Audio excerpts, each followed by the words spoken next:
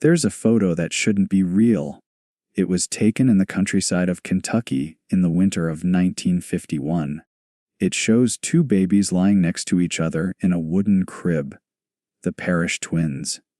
But something about their faces doesn't look right. Their eyes are too far apart. Their mouths don't close the right way. And if you look closely at their hands, you'll see that their fingers don't bend like fingers should. The family buried that photo in a metal box behind their barn 3 years later. They never said the twins' names again. Not at Sunday dinner, not at funerals, not even when news reporters came asking questions after what happened in 1958. This is the story of what happened after those twins stopped being born as regular humans, and why the Parrish family tried so hard to erase themselves from history.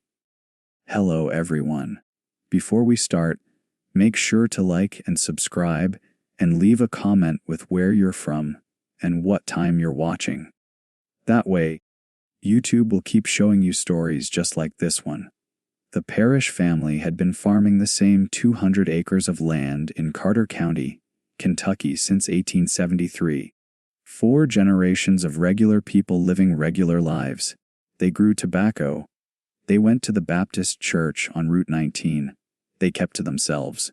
But in the spring of 1951, Margaret Parrish gave birth to twins in the upstairs bedroom of the family farmhouse, and something went wrong in a way that no one in that room could understand.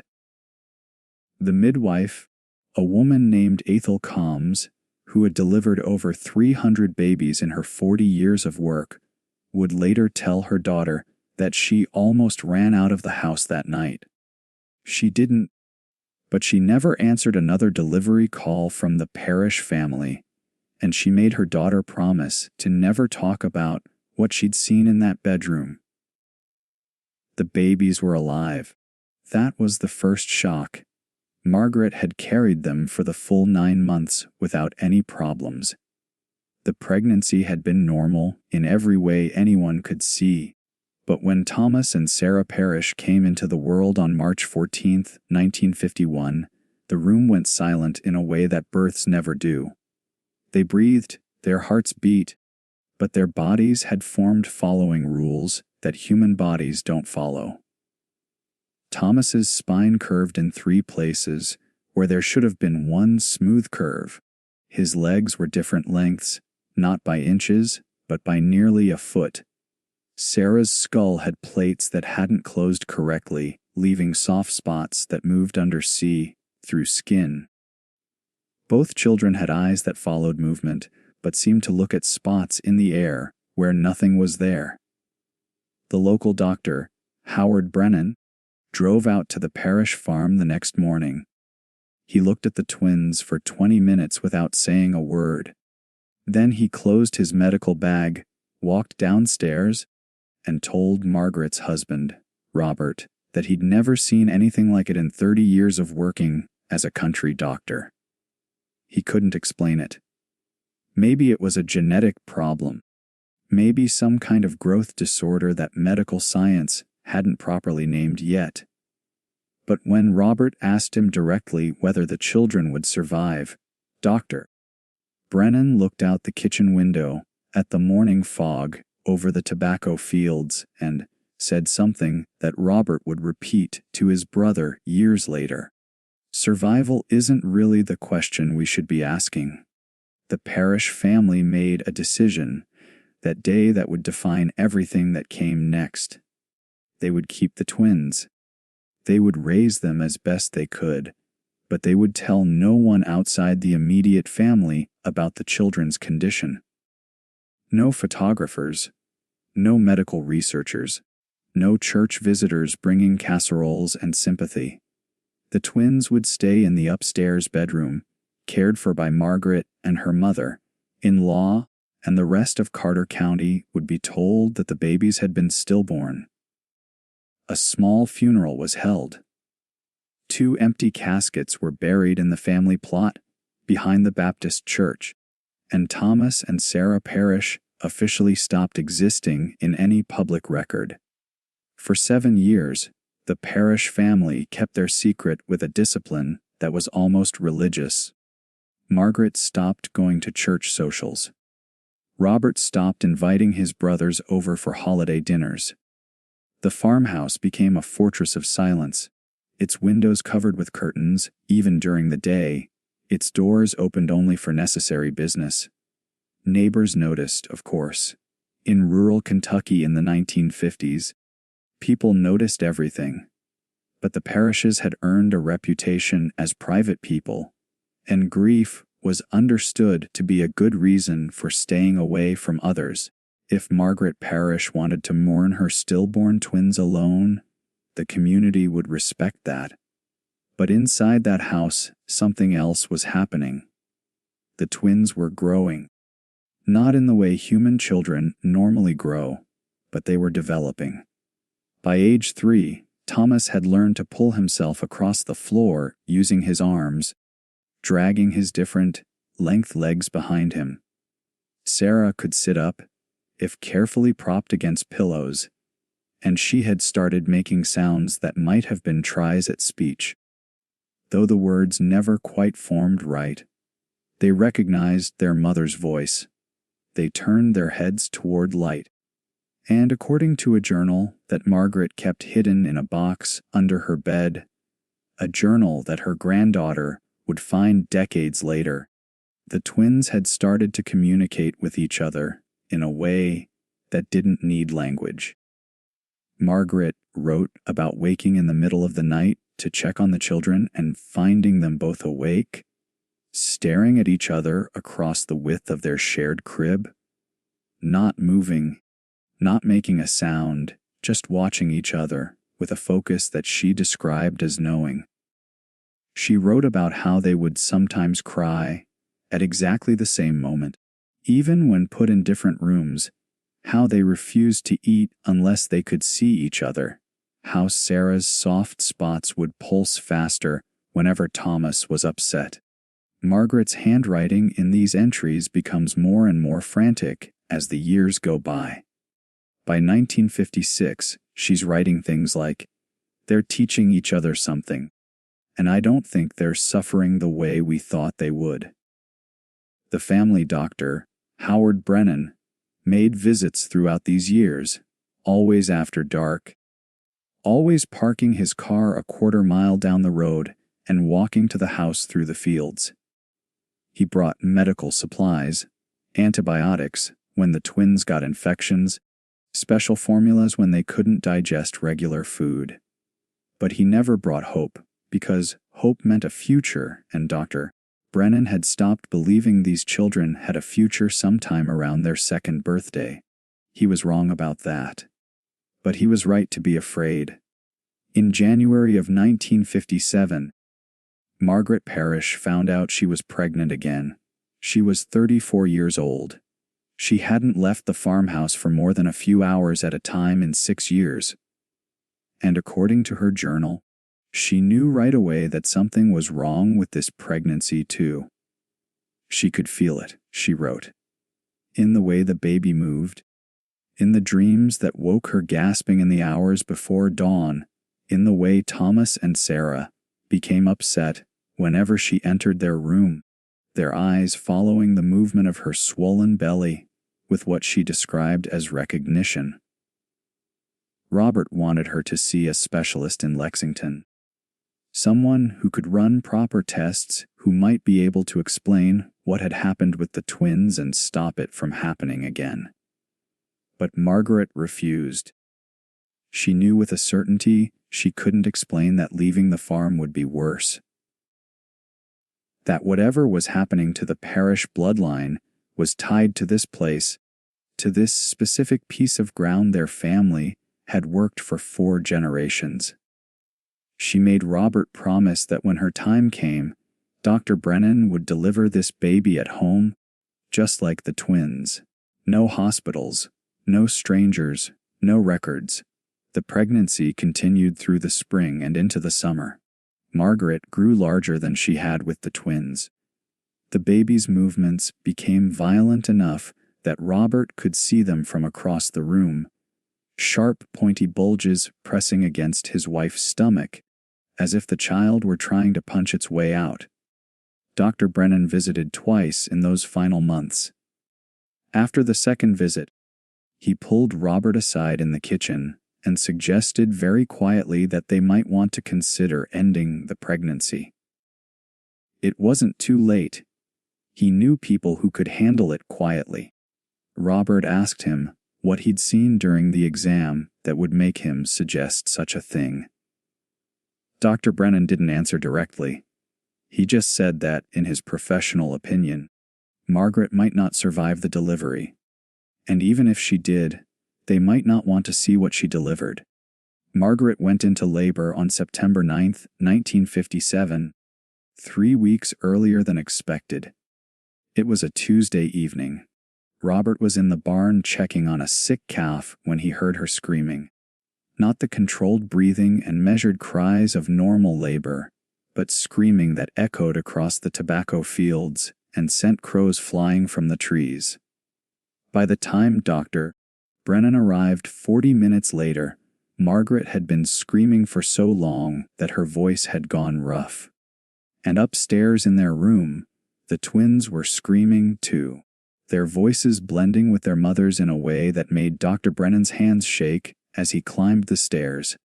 The baby was born at 11:47 that night. Dr.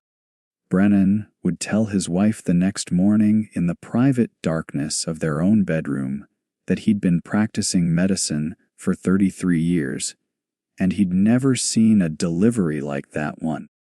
The child had come out fighting, not crying, not gasping for air the way newborns do, but fighting with a coordination that shouldn't have been possible for something that had just entered the world.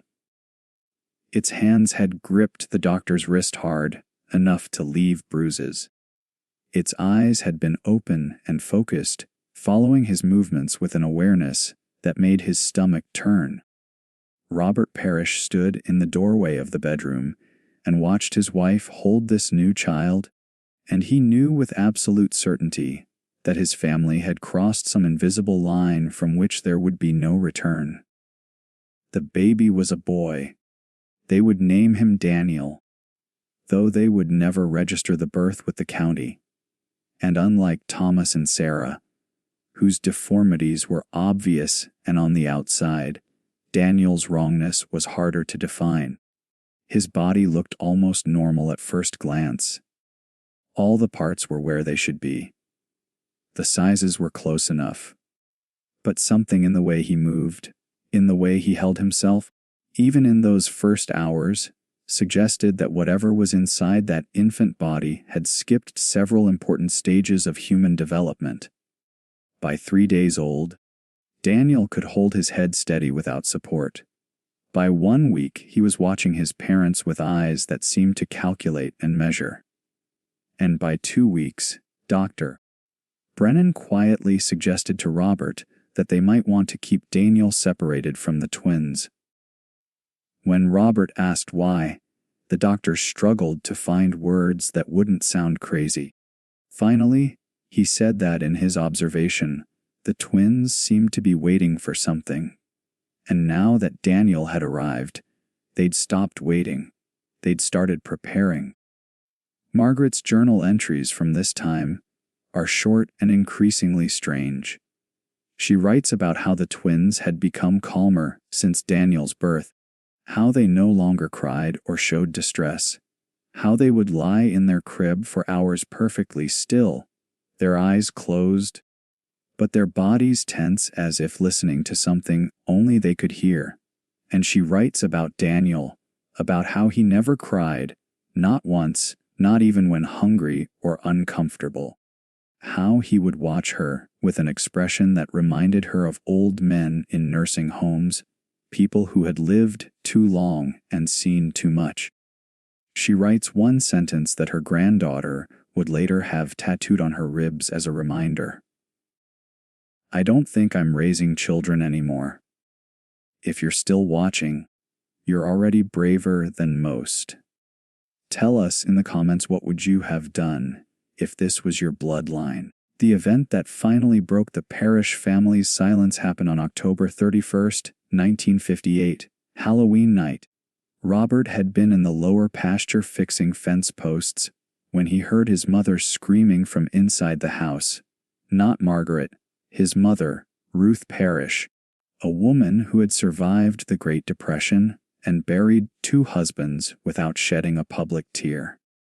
Robert dropped his tools and ran toward the farmhouse, his boots pounding across the hardened autumn ground, and what he found in the upstairs hallway would cause him to sell the farm 6 months later and move his family 3 states away. Ruth had gone upstairs to check on the twins, something she did every evening around sunset. She'd opened the door to their room and found it empty.